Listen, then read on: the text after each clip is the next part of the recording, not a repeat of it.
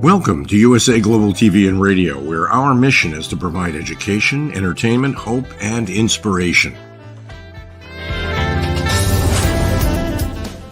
USA Global TV and Radio connects you with experts and audiences all around the world every single day to help you succeed in business and to live a richer life.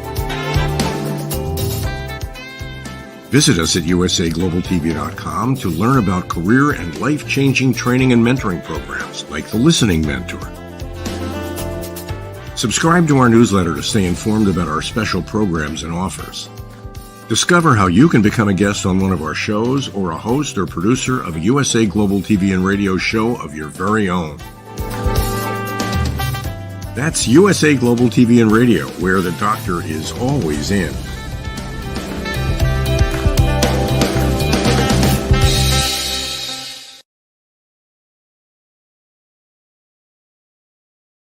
Good morning, good afternoon, good evening, and welcome to USA Global TV and Radio. I'm Dr. JACALYN KERBECK, and our show today is Global Adventures, which is always super exciting because I love to get out from behind this green screen and find new places in the world for adventure. Joining us is the star of our show, JenettaBarry and the Epiphany process, and she's going to introduce a very special guest. Welcome, Genetta. Hello, Dr. JACALYN, and hello, everybody else, and wonderful to be back again.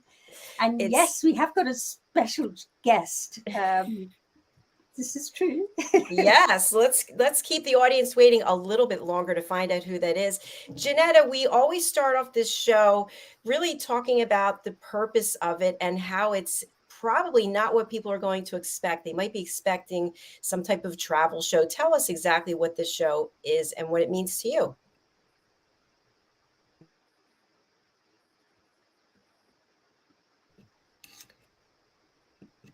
Genetta, hi. Oh gosh, I completely lost you then. Completely lost you. Oh my goodness. Well, you're back, so that's a good thing. Just say that again.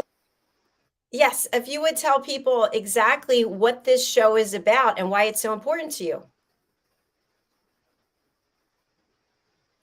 Okay, I'm going to guess that you were going to talk, you asked me about global adventures and how important it is to me, because I can't hear you properly. But this show is very close and dear to my heart because, as Dr. JACALYN was saying now, it takes us from behind these green screens out into places that with such detail that we never ever realized was happening.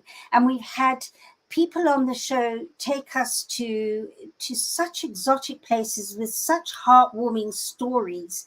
And I wanted to say that if anybody out there has a story to share, then please contact me or Dr. JACALYN to come onto this show, because this is not your normal travel show where you get an itinerary and then you go here and you do all the things that tourists do. I mean, obviously, when you go to those places, you will go and do some of the touristy things.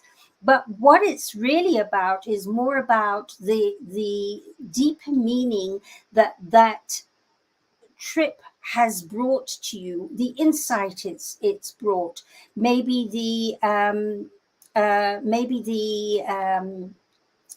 something that's happened, you've met somebody, or you've had something that you've seen or heard or smelt that opened your heart and put you into a different place and brought you back a different person. And so I would love to invite you to join us in another episode. Do contact us. And then Dr. JACALYN, today's show, well, I'd like you to introduce who our guest is today. I'd like to hand the mic back to you. Who's our guest today? Well, thank you, Genetta. Our guest today is a very special person, someone who has completely changed your life and taken you on a journey of love. It's a love fest. His name is Andy Miller, and he's an expert when it comes to incentives, meetings, and events. And he is actually joining us, surprisingly, from your home. in Kenya. So let's welcome him and bring him out to the program. Hi, welcome. Nice to have you Hi, here. thank you very much. Thank you very much. It's Yes, absolute. I am Jenetta's husband. That's why we're in the same environment together. Well, it is a pleasure to meet you. I always like to meet the other half of the wonderful team. So, Andy, what is your connection to adventure? Are you someone who's always had that kind of adventurous spirit in you? I think probably. I think it's been enhanced by the fact that my business over the last 30, 40 years has taken me to many, many, many different countries and given me many, many experiences. Fortunately, it's at the expense of my clients because I'm taking their groups of people. I also have been to a lot of places on our own. I think Genetta did a show recently when we went to Marrakesh. So I don't only go on business trips. We go to a lot of places together. And the country we're talking about this evening is very dear to my heart. Thank you so much, Andy. You know, we have that in common. I actually had my corporate career, most of it was spent the last 20 some years selling meetings and events to senior level executives from Fortune 500 companies. Yeah, it's good fun, isn't it? It sure is. You create these memorable experience for people that they have the rest of their lives. And it really is something that stands out. And the fact that you get to travel to 5-star resorts and someone else is paying the bill is also pretty nice too. It's wonderful. I think now is not the right time, but one of these days we'll talk about when I went to Malaysia and Kuala Lumpur and Penang and up through the jungle. That was a wonderful trip. That sounds like another show right there. Fantastic. Let's get through this one first. It really is.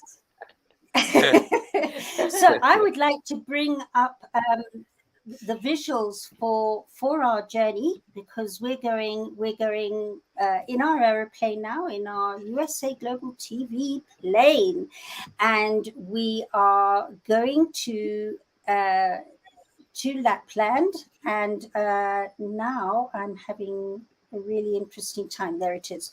Okay, so Andy's Lapland. Well, I thought I'd give a bit of a backstory. Andy and I got married last year here in the Great Rift Valley of Kenya.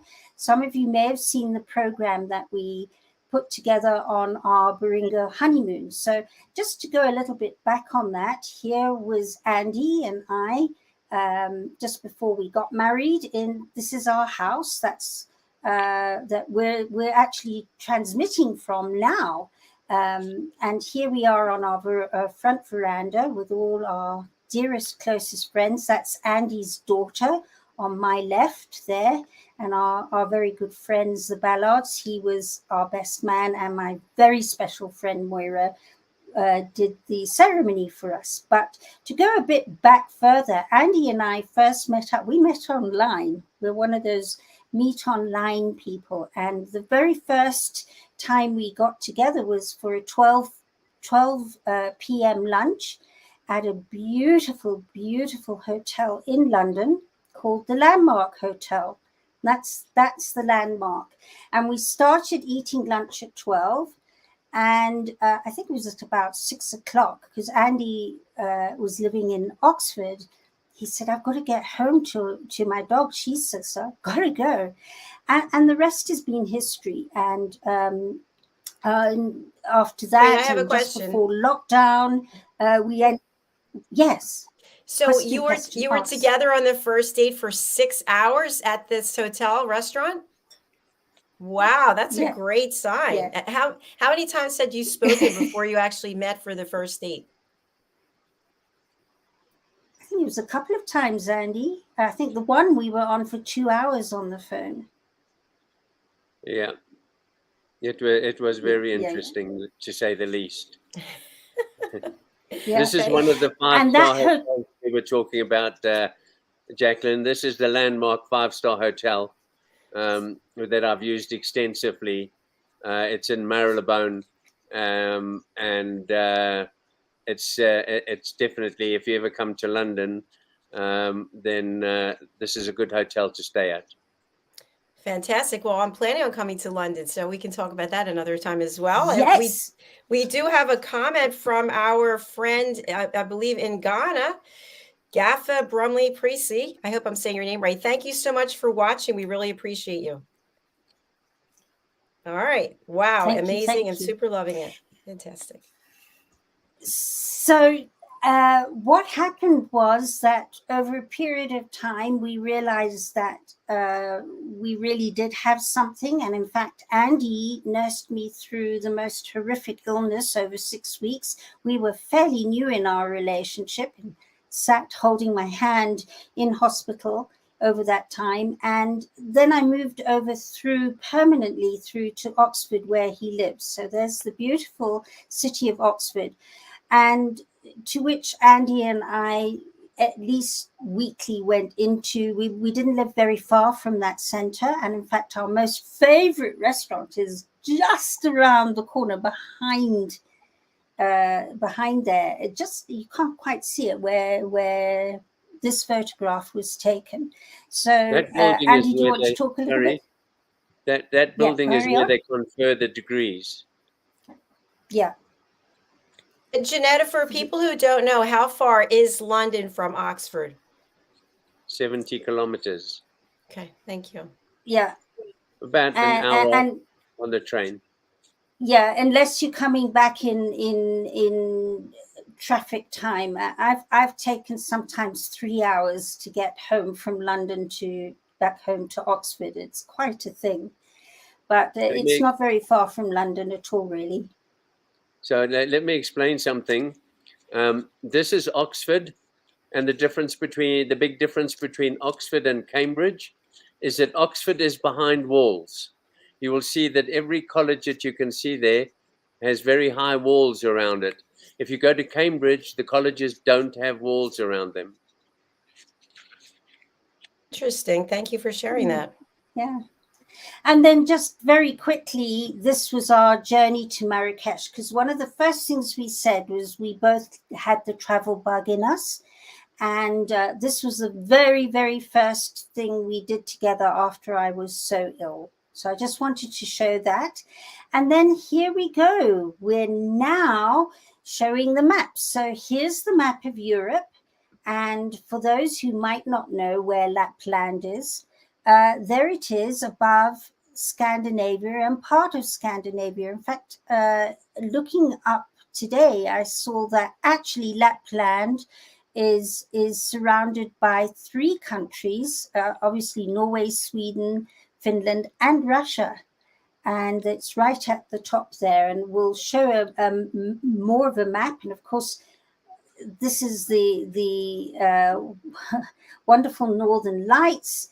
It's the land of reindeers. It's the land of Father Christmas and all his helpers. And we'll talk a little bit more about that. And yeah, this is taking some time to load. There we go. Look at all his helpers. So let's go back to this map. Is there anything you'd like to talk about with that, Andy? Okay, so what we're talking about at the moment is inside the Arctic Circle, and it's Lapland in Finland, and in specifics we are visiting a place called Rovaniemi, which is about where, just up a little bit, there it is. So what I want to tell you, first of all, is that Finnish is the only language in the world that pronounces every letter of the word. So it's Rovaniemi. It's exactly the word as you read it. And the people around Rovaniemi are split into 2, really. You've got the local indigenous original people and they are actually called Sami, Sami, or occasionally Sami, which is Saami, and they're also called Laps with a double P, Lapp. And anybody speaking the Sami language and inhabits the northern area are called Laps. The interesting thing is that if you can imagine, and you'll see some photographs soon, if you can imagine a vast, desolate area of just snow and trees, and that is the majority of the area that we're talking about during winter. The temperatures drop to minus 25 degrees. And so, as you'll see when we get into this, you have to be, the moment you arrive, you get kitted out into thermal gear. Now, you've got two areas in Finland. This is Rovaniemi, and you can see that it's built up. It's a town. And this is where the majority of the people actually live. And the interesting thing about the Finnish people here is they've become exceedingly creative. They haven't got anything. So what can they do to create a living? This is Rovaniemi. As you can see, the snow is deep. And they, whereas in the UK, we tend to, the moment it snows, we don't get into our cars and we don't let our aeroplanes land because it's all that. They drive around at a normal speed with their cars. They've got snow tires on, and they are not inhibited by the environment. This Rovaniemi, it has hotels, it has shops, it has bars, restaurants, and it has the most northern McDonald's in the world. The hamburgers, reindeer meat. Okay, can we move on to another photograph? Now, we'll come to this one afterwards. Let me tell you a little bit about the Sami. They're nomadic originally for the last 1,000 years, and Sami settlements were probably over the whole country. Today they are confined to the northern extremity. We're not talking, but they are in Sweden and in Norway, and they're best known as herdsmen, reindeer. Reindeer meat is used for cooking, leather and fur, and is used to make shoes and clothing, antlers and bones to make tools and decorative. So reindeer to the Sami are extremely important, and they also appreciate that they have to look after them and they have to propagate with them. They are the people that are living outside of the towns are still fairly primitive in comparison to the people inside the towns. And also, do you remember that in the winter, you probably only get 3 or 4 hours of daylight. The rest of it is dark as darkest. So I first went to Finland in about 2002. And the interesting thing was you fly out of Heathrow Airport if you're going from the UK, and you fly into Helsinki. You then get off the plane quickly and you get on another plane and you fly for an hour or so to Rovaniemi. As you get off the plane, you go straight into the airport terminal and you go into a hall where they put you into thermal gear. Thermal underwear, thermal long johns, thermal jackets, trousers, boots, socks. Everything is thermal. And somewhere along the line, we do have a photograph, I think, of them getting changed into this thermal gear. You can see the guys in the background there. They are actually in their thermal gear. This lady I'm going to tell you another story about in a minute. Because they've created the activities, there's a variety of activities that you can pursue from Rovaniemi. First of all, the most important form of transport is a skidoo. The moment you come out of the airport, you get onto a skidoo, and they are so much fun. You know, when you first start out, it's like riding a motorbike on skis, and you first start out, and you're really a bit tentative and a bit nervous. And there's a glacier that goes right through the river through Rovaniemi is actually frozen when you get there. And by the time you've had a little while on a skidoo, everybody's racing along this frozen river everywhere. And I also have to tell you that I've only ever been breathalyzed once in my life. In all my years of driving, I've only ever been breathalyzed. And that was in the middle of nowhere in the Arctic Circle, because they have zero tolerance on alcohol when you're riding a skidoo. So we got stopped in the middle of nowhere where the police stopped us and made us blow into a breathalyzer. That's how serious they take riding skidoos. How did you do, Andy? The other activities, beg your pardon, sorry. How did you do? How did you do with the breathalyzer? No, I was all right. You got to remember, I was the leader of this party, and therefore I didn't drink. That's a good thing. His halo was pinging. Yeah. So the sort of activities you've got is riding skidoos. A really good fun is riding husky sleighs and reindeer sleighs.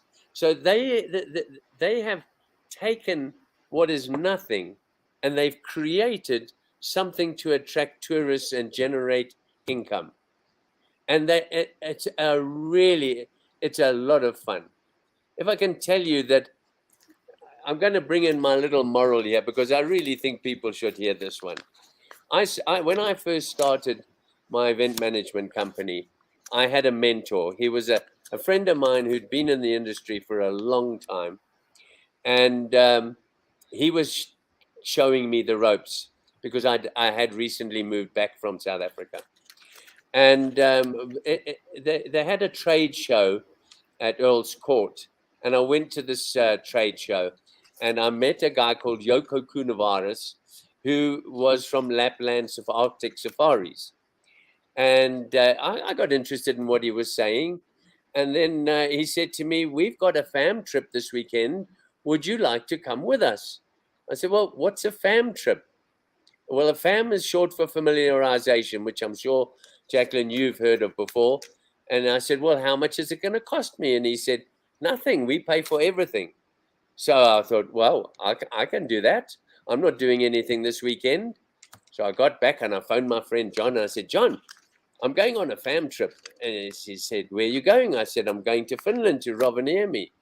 And he said, Andy, said, "You are going to get a lot of invitations to go to a lot of these fam trips, but they don't do it because they like you. They invite you because they think you're going to get business off you, and you will never, ever, ever take a trip to Finland." I said, "Oh, all right." He said, "But look, you've said you're going, so go." I said, "Okay, fine, thanks." A couple of weeks later, I got an invite to go and meet some directors of a very large insurance company, which was about 40 miles from my house. So I phoned John. I said, "John, I've got an appointment to go and see these guys." And he went, "Whoa, Andy, cancel it." He said, "You can't go down there. They're all tied up with contracts. You'll never get any business. Fortunately," and this is a moral, "go with your heart." So I went to the meeting. And I have to tell you that 4 weeks later, I phoned up John. And I said, "John, I've got my first group to go to Rovaniemi in Finland." And he said, "What idiots are doing that?" I said, "That insurance company." And that was the beginning. And I've been to Rovaniemi nearly 14 times with 10 different groups. So don't believe what everybody tells you. Go with your heart and believe. And that's how I got to Finland.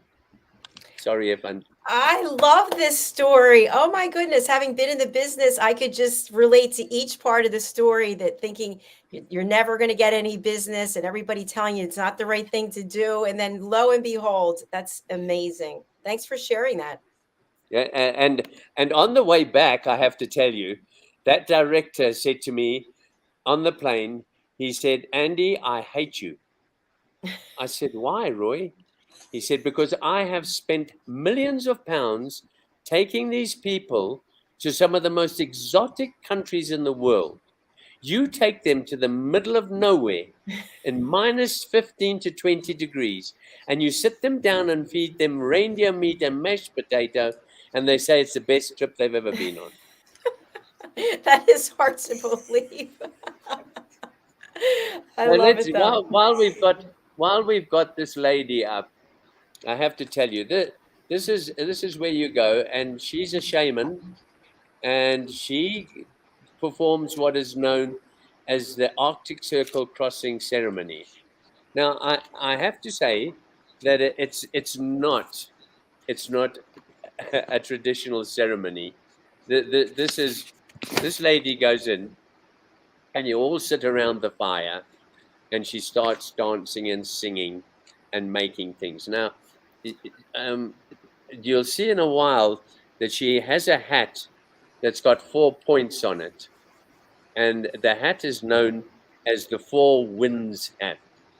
So, being a shaman and having spiritual beliefs, um, the hat is a reminder that the winds are not all blowing at the same time, and keeping the Lapland a nice place to live. There you go. That was it, Donny.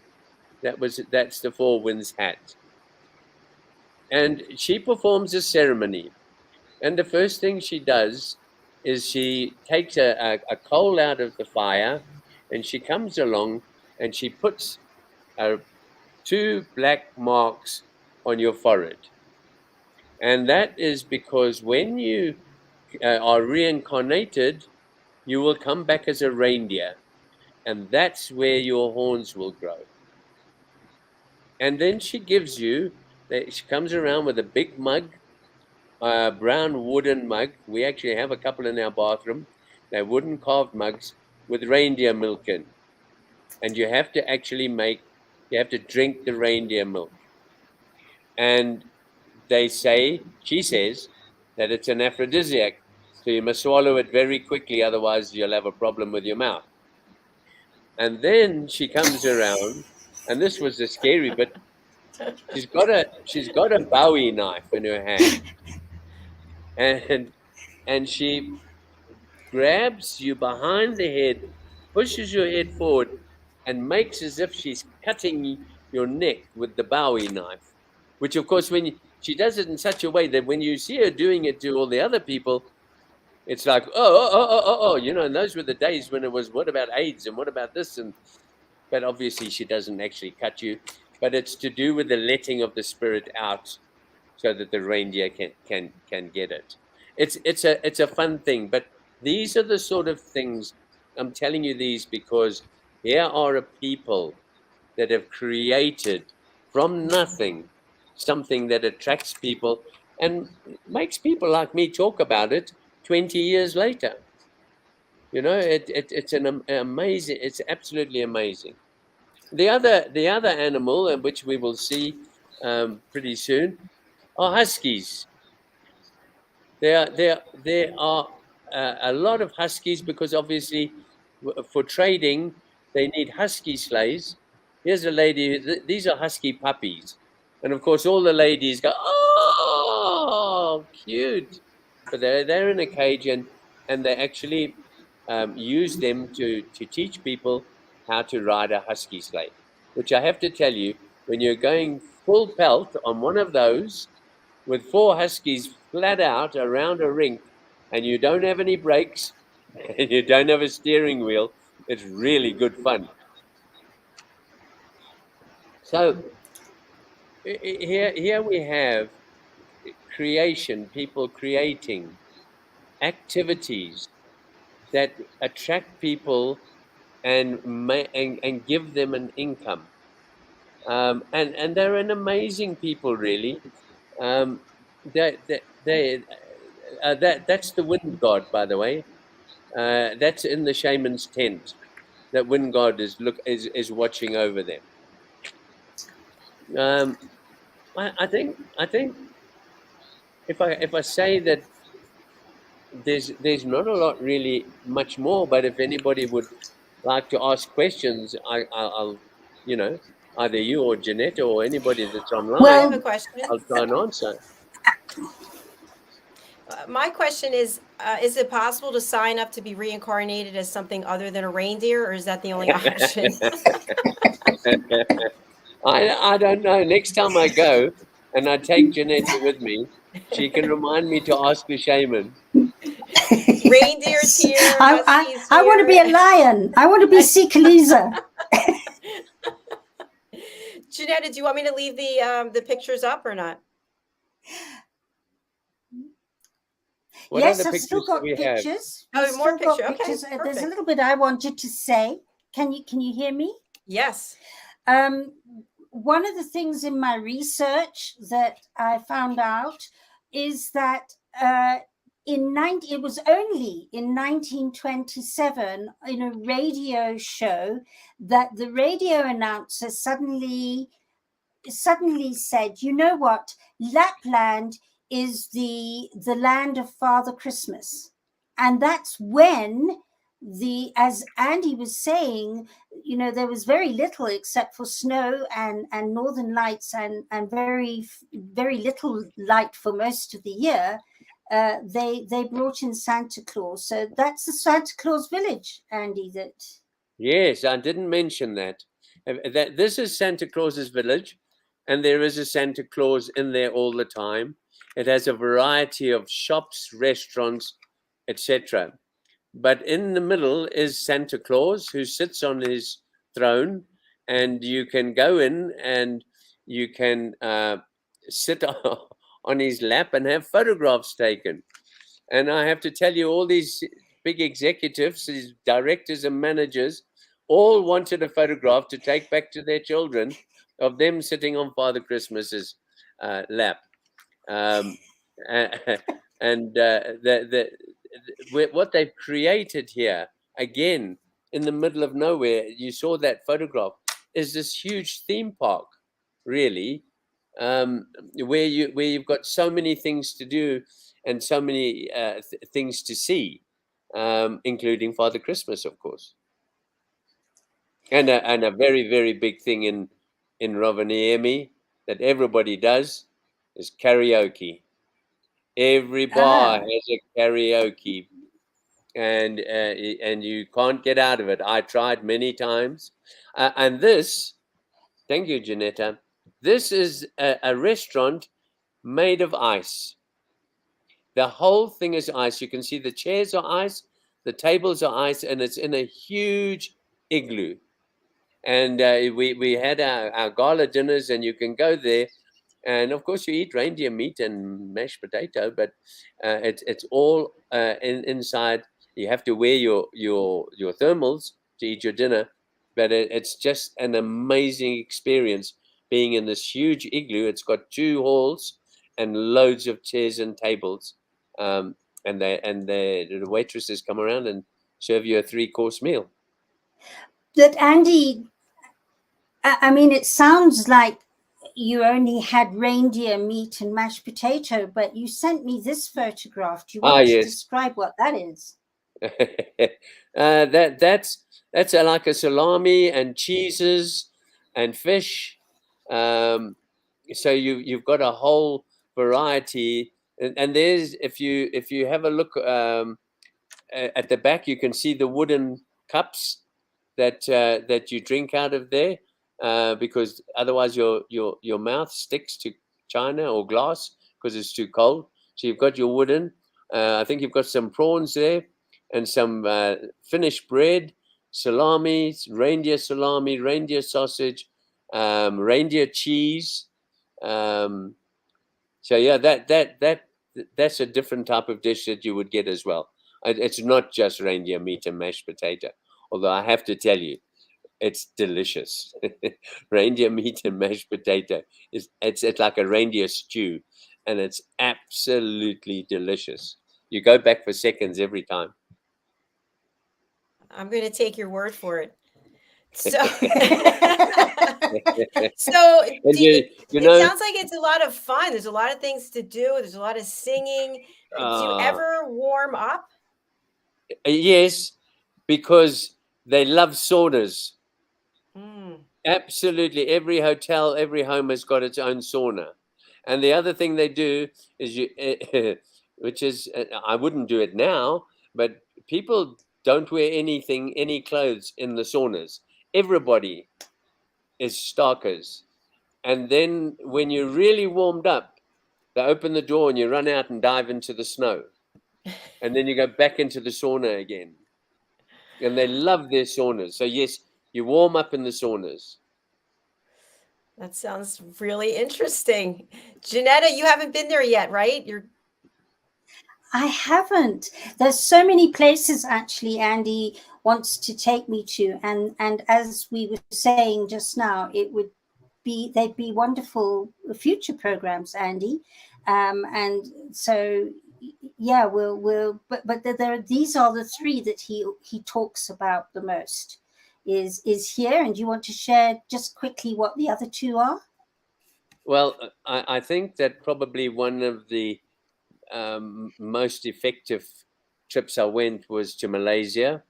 And what I tend to do is if the group is going to a country that I either like going to or haven't been to before and want to see, because the most expensive part of any of these trips is the airfare, I tend to book my airfare back 3 or 4 days later.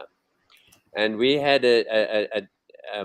half of the incentive was in Kuala Lumpur and the other half was in Penang. And when everybody went, I booked into the Shangri-La and put my backpack and my T-shirts, and I went on a train right to the top of the island to a place called Kota Baru. And then hitchhiked and bussed and taxied all the way down the coast until I got back to Kuala Lumpur. And one of my things is that when I go to these countries, I want to meet the people and I want to eat their food. So I eat off the streets. One of the most sensational things I ever saw was halfway down in a place called Kuantan, and I was staying in a little shack. And at 10 o'clock at night, the guy who owned the shack came out and said, "Come, come, come." And I went with him and we walked down onto the beach. And there was a giant leatherback turtle, almost the size, of a VW Beetle, just laying her eggs. And this huge, huge, huge reptile. And she covered up the eggs, and they're really, really careful. They have red lamps so that you can't disturb her. You can't go near her, touch her.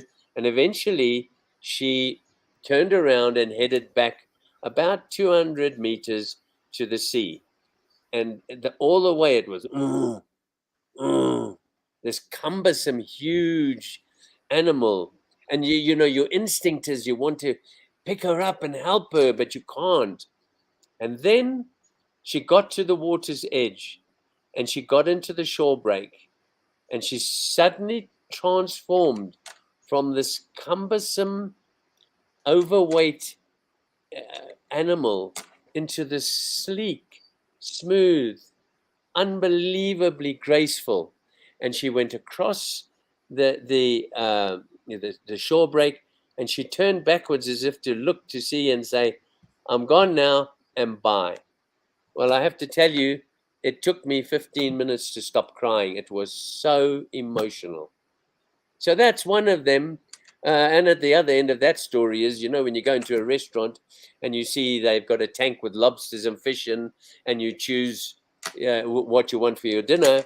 Rantau Bang was where I actually drew a line under eating what they eat, because in that tank were bullfrogs this big green greasy bullfrogs, and you could have it potted, curried, chili, garlic, whatever. And I said, no, that's the end of that. So Malaysia is definitely one. I don't know how much more do you want me to go on? We do have another comment from Gaffa. Beautiful stories. So thank you for commenting. Yeah, Thank you, that's Gaffer. one of the best. Yeah, and of course the other two is Portugal and Lebanon too. But we'll talk about that another time. Andy, I tell you, just such a treat to have you on the show today. And Dr. JACALYN, I had to smile as you and I hit backstage. I deliberately wore red because of Father Christmas in Lapland, and here you and I silently coordinated it. It's like, wow, I love it when that happens. I love it. And I love the fact that I get to be here with the two of you, husband and wife and husband, and sharing stories. It's really beautiful. I'll just share quickly. My last fam trip, Andy, was to London and to Monte Carlo. It was in 2018. And that was the only time I was in London. Well, I have to tell you, how many times have I said to Genetta, one of these days, we're going to take 3 days off, not tell anybody where we're going, book into a hotel in London and become Tommy tourists for 3 or 4 days, because there's so many places that I've never been, and I've lived in England. Apart from where I'm being born there, I lived in England for 35 years and I haven't been into the Houses of Parliament. I haven't been into St. Paul's. So one day I'm going to do what you did and do a Tommy tourist. It was great. Perhaps we could do it when you come over for World Jenny's Day, Dr. JACALYN, and we have our gala evening and we do something, at least one of those things, as part of being in London. Let's see what we can create. Let's put our heads together. If I can finish off, I'll tell you the significant places. Some of them I've been to. I've been to Jordan, which to me is one of my favorite places. You've got Petra, you've got, you can go down to Aqaba, you've got the Dead Sea, you've got Amman, and you've got a place called Jerash, which is an old Roman city that has an amphitheater for 4,000 people made out of stone. Bali has probably got the quickest dropping sunsets, the most amazing fish, the Grand Cayman, when you get on a boat and you go off and you to a sandbank, Stingray City, feed the stingrays, and then just off the sandbank is what they call the aquarium. That's an amazing place. I won't go on anymore. I could keep going for a long time. Well, we look forward to having you on future episodes of the show. Well, thank you, my darling, for stepping into this place. I know it's... Yeah, I know. He's rendered speechless. Anyway, thank you very much for having me on. Thank you, JACALYN. Thank you, Andy. And hopefully we'll get to meet you in London sometime soon. Or you can always visit us in Kenya. You know, this is a place I never thought I was going to end up. I thought I was going to end up in Portugal, retired, but now I'm very happy here in this wonderful place called Kenya. Well, it looks absolutely beautiful from what Genetta shared. And Andy, if people would like to reach out to you and work with you, what's the best way for them to do that? And who would you like to contact you? And to be honest with you, I've got a couple of big clients that I deal with, but anybody wants any information or wants to talk to me, it's Andy at I-E for echo, M for Mike.co.uk. Andy at I-EM.co.uk. Send me an email and I'll answer any questions or help in any way I can and give any advice. If you want to know where you want to visit and you'd like to know, have I been there and would I go there? And TripAdvisor is not always the best. Thank you, Andy. Would Andy or Genetta, would you please put Andy's email into the comments, private chat, so I can put it out there for everyone? That would be great. All right. Thank you. Thank you. Thank you. Our next show is coming up. It's the United Kingdom News and Culture. Andy, you're waving. Bye. Bye, Andy. Thank you. Genetta, we have Andy's email address, which I'm going to share. And for people who would like to know more about World Genys Day, what can you share with us? Okay, you broke off a little bit there. Yes, Andy's email address has come up now. And World Genys Day, well, it's definitely a show on its own. It's every 10th of October. If you'd like to know more about it, it's www.worldgenysday.com. And it's every 10th of October. It has a very heart-opening, it's a heart-wrenching, turning into a heart-opening story behind it. Do go and visit the website. And by the way, we've got the new website launching tomorrow. We had a very special family member in the form of my eldest son sponsor a brand new website for us.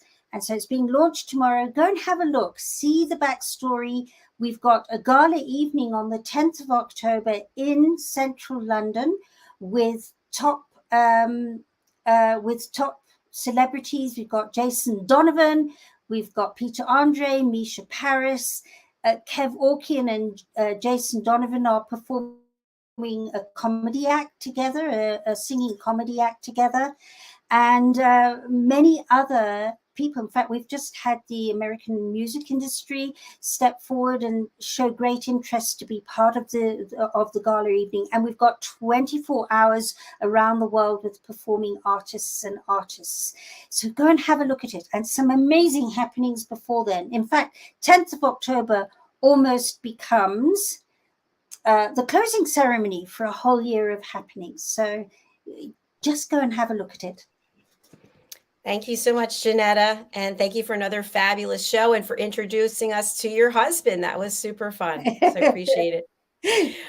Very special. All right. We're coming right back with the United Kingdom news and culture with our expert correspondents letting us know about the upcoming coronation and everything that's going on there in the United Kingdom. So stay tuned. We'll be right back. Bye, everyone.